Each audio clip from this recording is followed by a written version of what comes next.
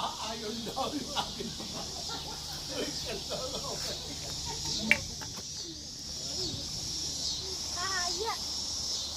Anong ginagawa mo? Patanyagit na yan. Bakit yan? Anong ginagawa mo na naman? Tagalog, anong Tagalog ng treasure?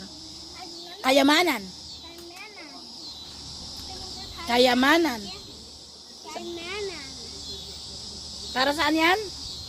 The access for the kamanayan. Ano? For the kamanan. Kayamanan. Kayamanan. For the kayamanan. Paano gagawin? Ililibing mo? Doon na lang, oh. May hole na. Doon mo ilagay sa hukay. Eh, bakit ang dumi-dumi mo na? Hukay is Tagalog. Hukay is Tagalog. Dig.